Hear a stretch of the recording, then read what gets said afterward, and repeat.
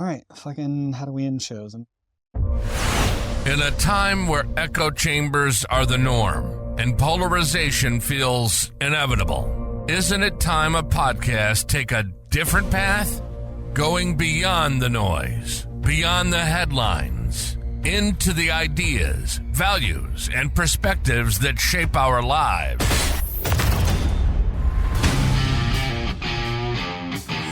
Welcome to Middle Outcast. Real conversations for a fractured world. From the social to the political, the philosophical to the personal, Middle Out Podcast is about bridging divides and finding common ground. It's not about combat, it's about connection. Not about sound bites, it's about substance. So, whether you're here to challenge your assumptions, hear new stories, or simply search for that elusive middle ground, you've come to the right place. This is Middle Outcast. Now, here are your hosts, Myke Bates and Tom Rankin. Welcome to Middle Outcast. I'm Tom, joined by my co-host Myke. We're all about having real and honest conversations in a fractured world. Last time we talked a little bit about what we want to do, but we got some feedback asking us to expand a little bit on who we are. Mm-hmm. I don't think it gave a picture of who we are, and you're quite the character. So He's a real character. he is a real character. So let's start off with, who's Myke? Who am I? I am a software developer. That's where I always start, right? I don't know. It's always largely been my identity, at least. But yeah, that's me. I grew up in the Midwest, liked tinkering hard on things, and here I am. Is South Dakota the Midwest? It feels so northern, but is that... We called it the Midwest. I don't Really? know. Were we wrong? I don't know. It could be Midwest. Okay, I grew up north, don't you know? Yeah, there you go. Is that better? I don't know. Am I in the Midwest now? Missouri is the Midwest, right? Or I is think that we're south? considered Midwest, yeah.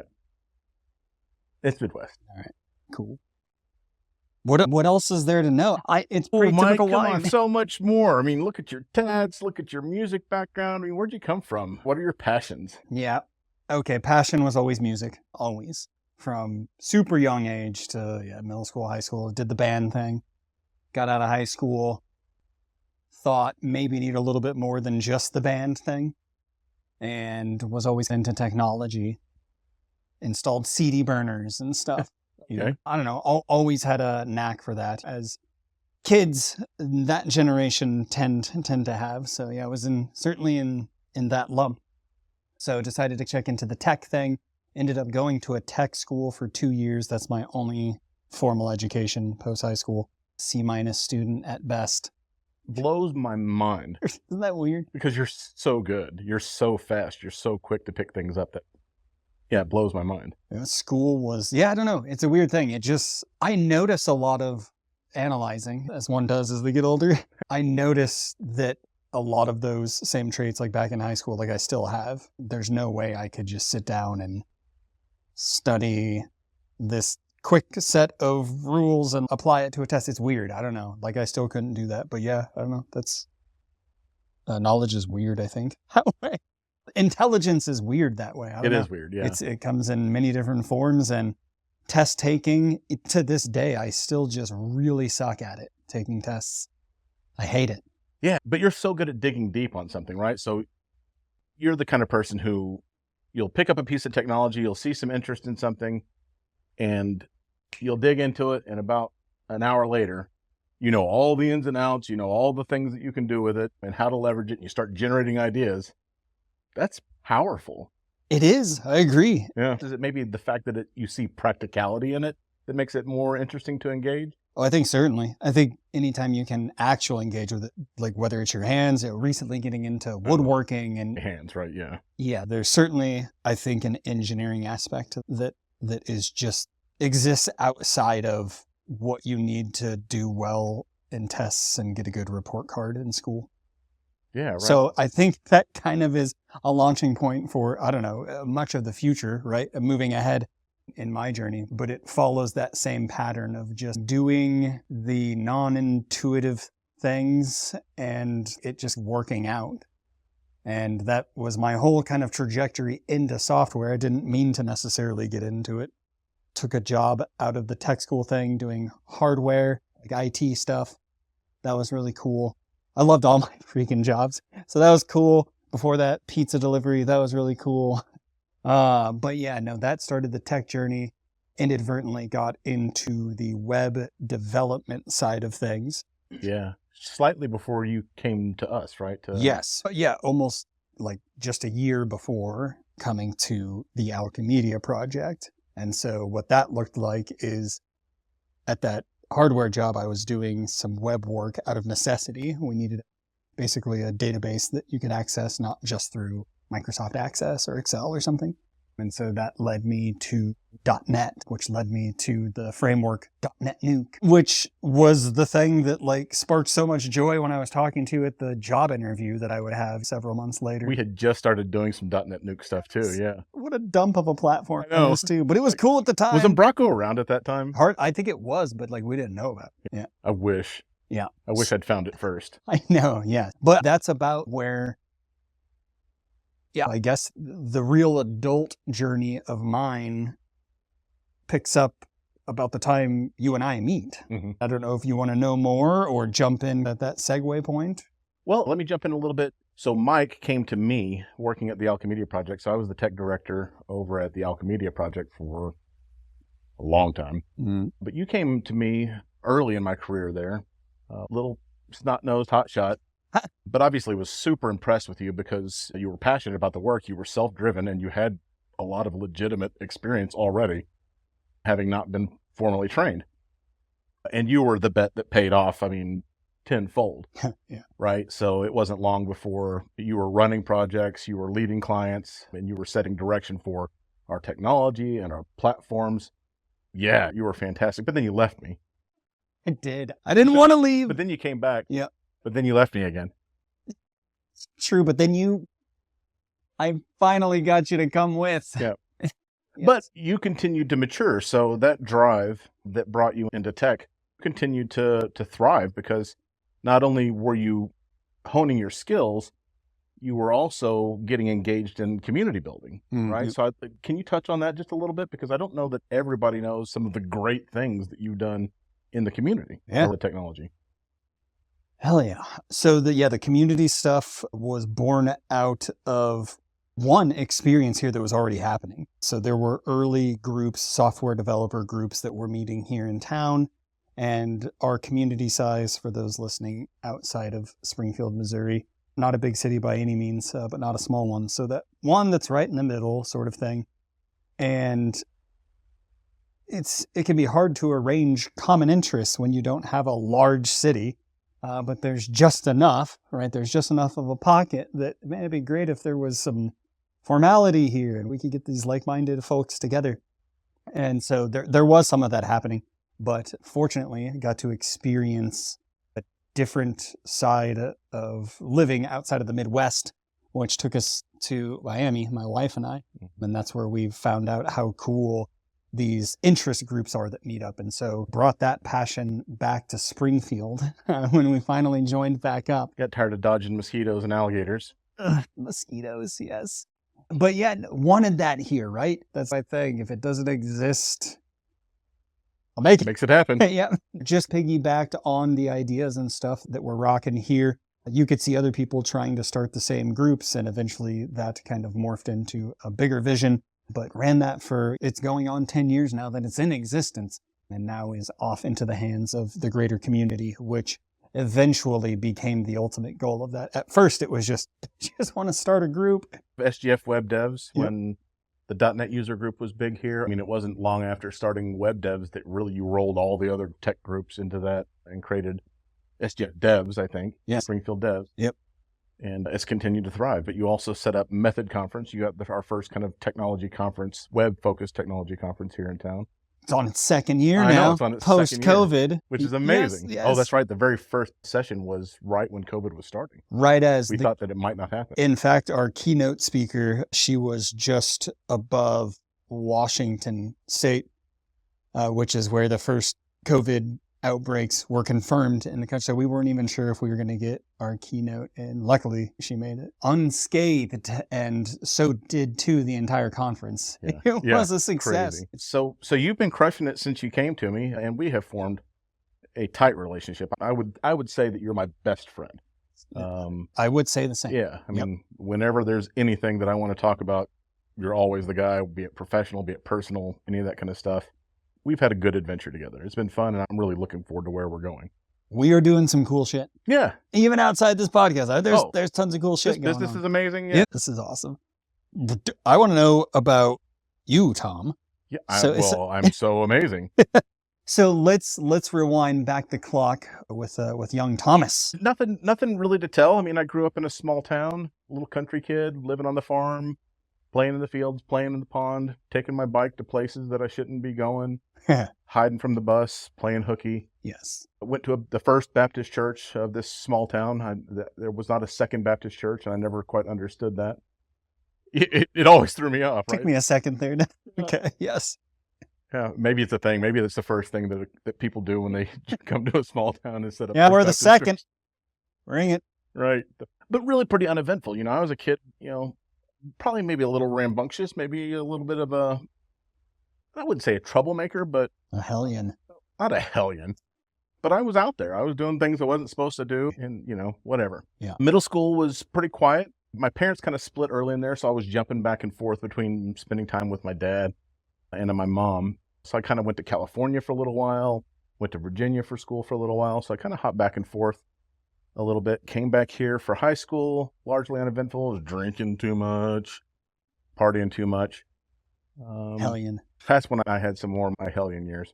But I was really fortunate to have some extremely supportive people in my lives, even outside of my family, that allowed me to make it through that. I probably would not have made it through high school if I'd not had some of those supports, if you know what I mean. I was in a kind of a bad place. We were drinking a little bit, had a couple of friends die in high school.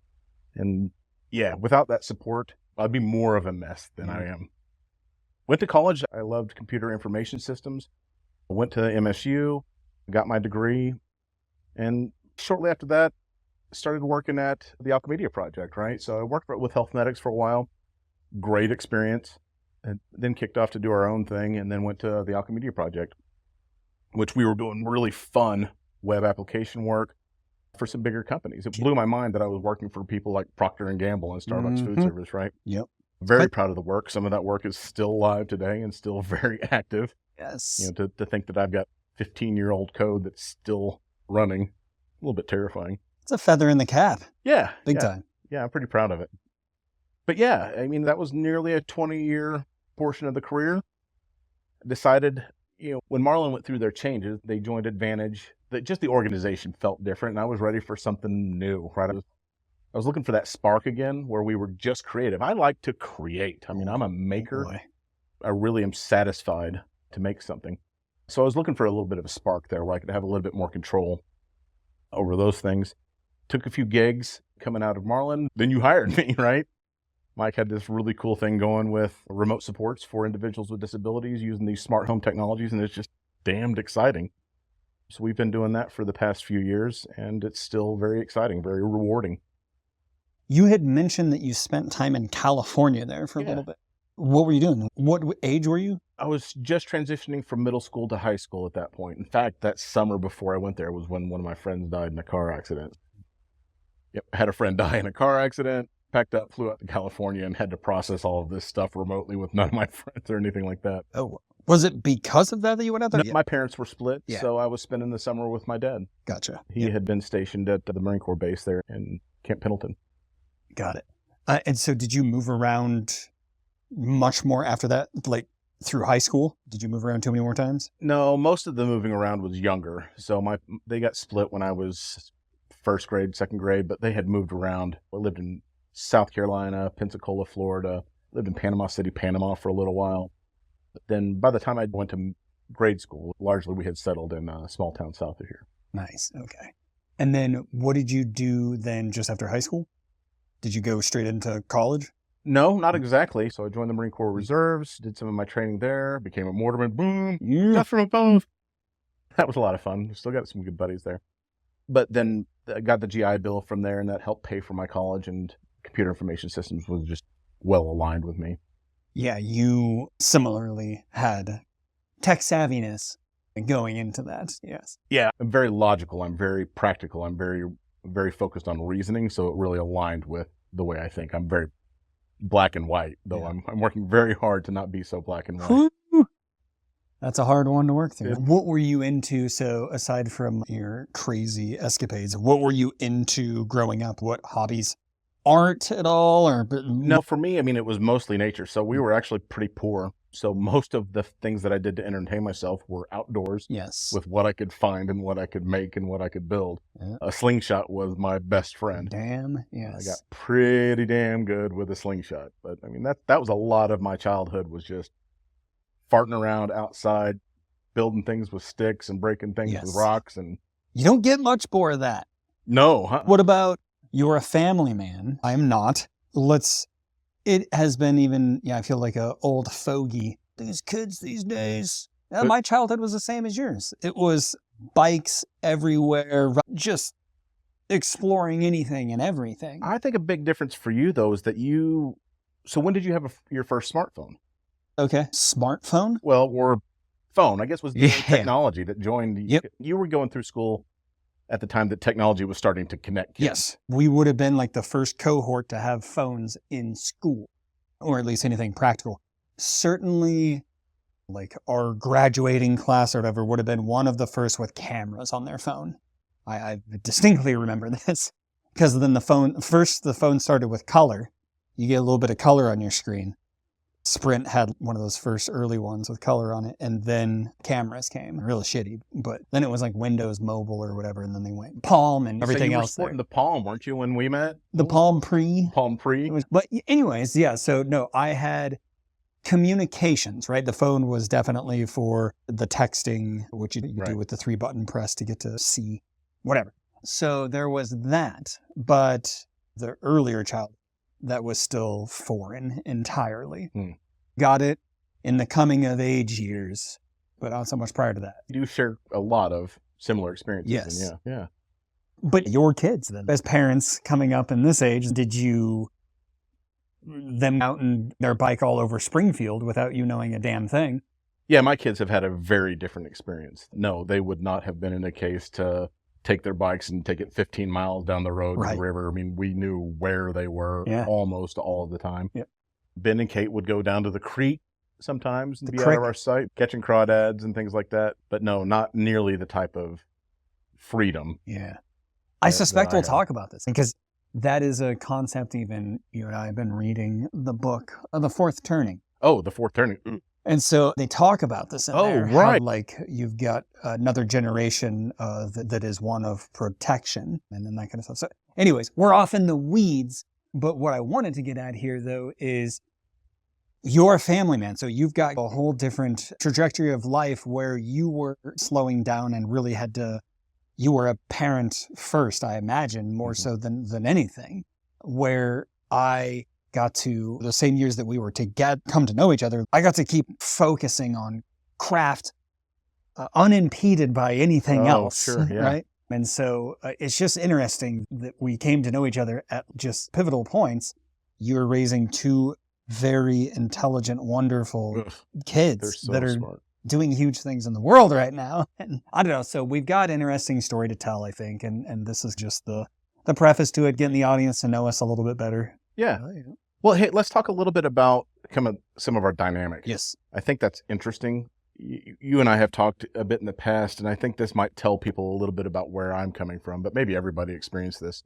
You know, one of the things that I note about my childhood, being the kid at school on the playground, desperately interested in justice, right and wrong, were very critical to my being.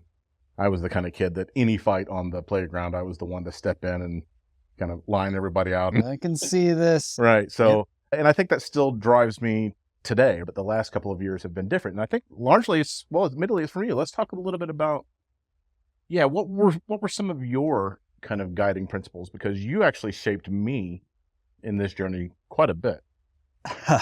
Fascinating. Yeah. And me. Yeah. So the cyclical effect is noted at the very least. Yeah. For me, this whole kind of interest in society and philosophy and politics and religion all started at the same time it did for the rest of the world, I'm Mhm. certain, which was Donald Trump's election in 2016.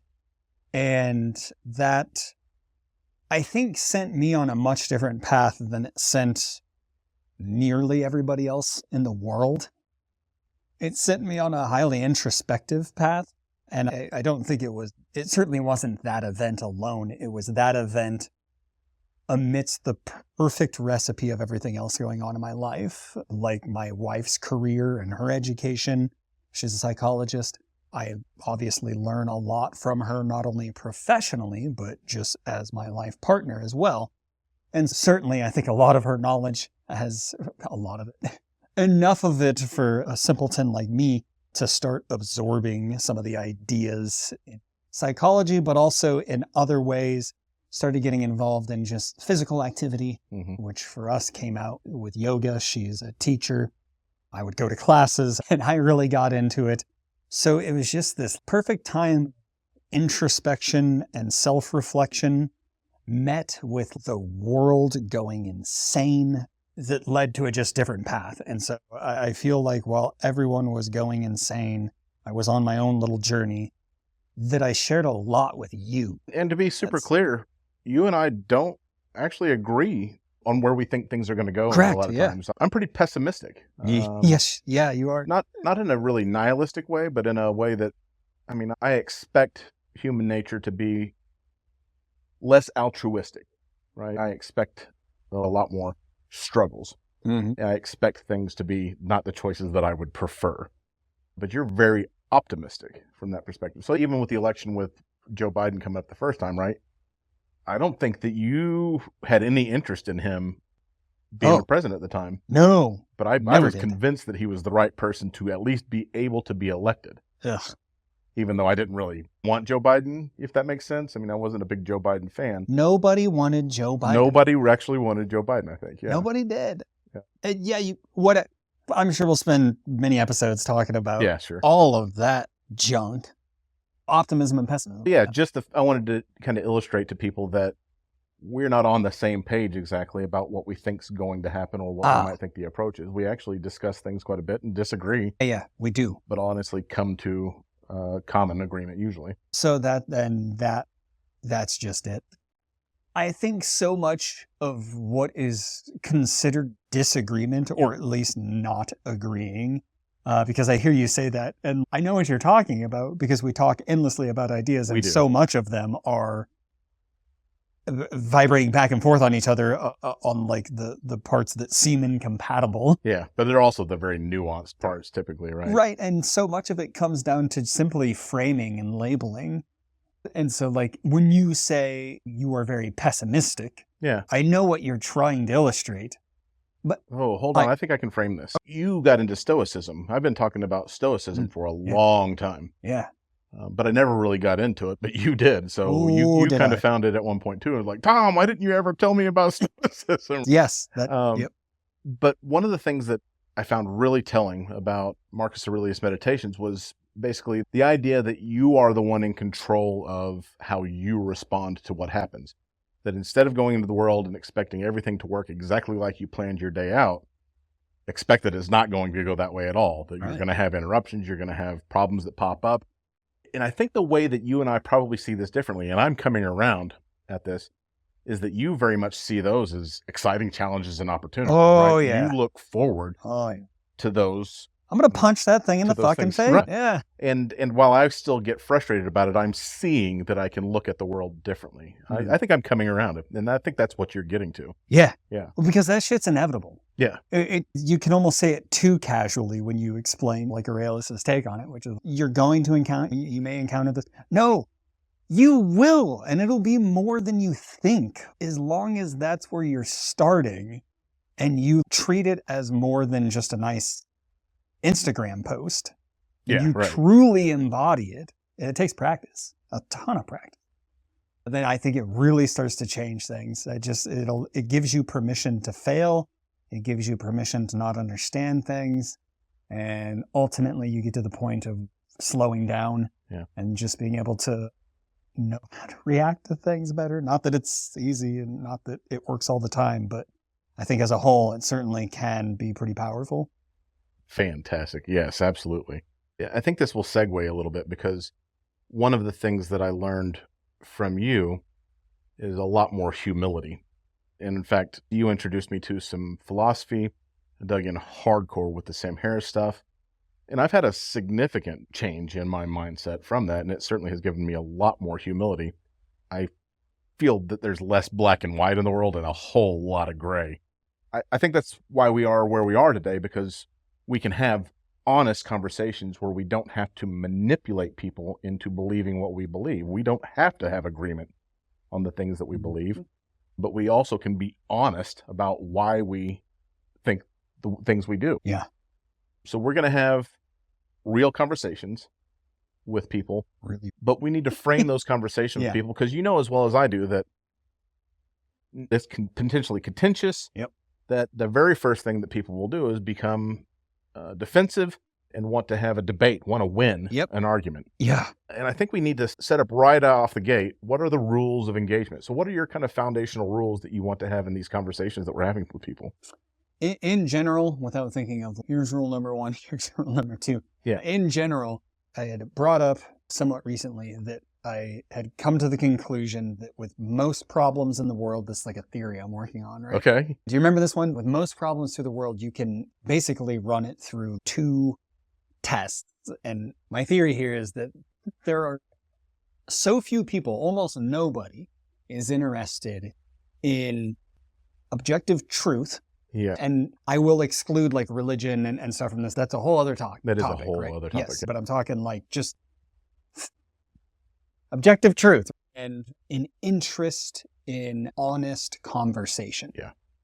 Those 2 things, if you apply those rigorously and honestly, I think you can really take just about any freaking topic and have multiple viewpoints and take it from the standpoint of what is the problem in the world with this. Mm-hmm. And you can really start to find ways to solve it, but you've got to be willing to do those 2 things. Commit to seeking out truth and clarity. Yeah. And commit to having honest conversation. Yeah. And real conversation. And Yep. Yeah, I think that I boil it down to, right, honesty at the top is number 1. You have to be willing to actually be honest. Yep.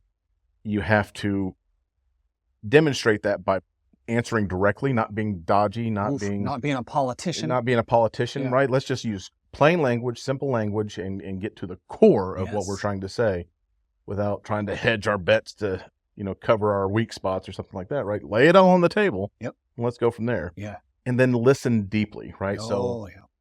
I need to practice this, but I think that's the key, right? In order to give somebody else the answer they need, you have to actually understand the question they're asking, right? Some people, Correct. and myself included, don't always phrase the question in a way that demonstrates the answer I'm looking for. And to take it even further, you had said to give them the answer they need. And to take that even further understand, it's really an understanding. So it's not even giving them the answer they need. It's seeking clarity that we understand each other. Yeah. Oh, I love that. Yeah. That's huge. And when you're throwing out vagaries, then you quickly just make too many assumptions and nobody's on the same page. And then it's, what the fuck are we doing? We adopt the languages of our tribes. Yep. And the problem is that when we come together, we're using the same words, but they have different meanings to us. And we don't know that at all, right? So we have to uncover those meanings. You got to move slow. That's the thing. Like, that's tough for me. I want to get straight to the point. Hey, you're lucky I've been practicing. So, the audience doesn't know this too much. We didn't even get into the fact that, I spent a good chunk of 8 years intimately studying by way of watching, engaging in media. Yeah. Conservative, liberal, all of it. I've studied it. I understand it.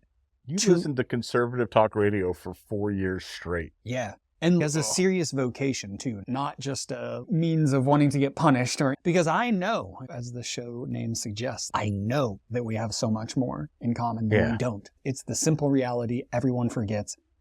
And I just became obsessed with trying to understand what are the forces out there that are working against this, and came to discover it's all wildly simple. And we are all just bamboozled by life and this machine that is unbeatable. Yeah. But it's so simple. More people just need to understand. So we have to slow the fuck down, chill out, have some real conversation with a liberal lefty and some right-wing loony. We can talk together and actually... Lefties and loonies. We can understand that, well, all of us are getting screwed here. Let's figure this out. Yeah. Let's zoom out. Zooming out. Let's Always zooming out. zoom out. Yep, that's my go-to, and just settle down and talk. Yeah. Yeah, you're very much about reframing. That's key. Well, let's wrap it up. So we've added the form to our website. Form. Yes. We've already got our first sign up. Yep. Any more? Nope, just the one so far. MiddleOutcast.com. There's a link at the top. Be our guest. The form is structured in a way that should allow you to provide information about yourself, topics you're interested in, and that alone should be more than enough to just come on the show and have a conversation. And we are so much looking forward to this. Can't freaking wait. Yeah, I can't wait to have these conversations. Absolutely. Sign up. Let's talk. Sign them up. Sign them up. Hey, that's a wrap. I'm Tom. And I'm Myke. Be good to yourself. And remember, zoom out. I love it. It's an abrupt wrap. It's going to work. All right, fuck it. Cut. There you go. Cut. This has been the Middle Outcast. Real conversations for a fractured world. With echo chambers being the norm and polarization being inevitable, we go beyond the noise, beyond the headlines. We have real, raw conversations that matter. We hope you've enjoyed the show. If you did, make sure to like, rate, and review. We'll be back soon. Remember, you can find the show on all the major podcasting platforms. Plus, find even more at our website at middleoutcast.com. Remember, there's a lot more than what's on the surface, and that's why we're here. See you next time on the Middle Out Podcast.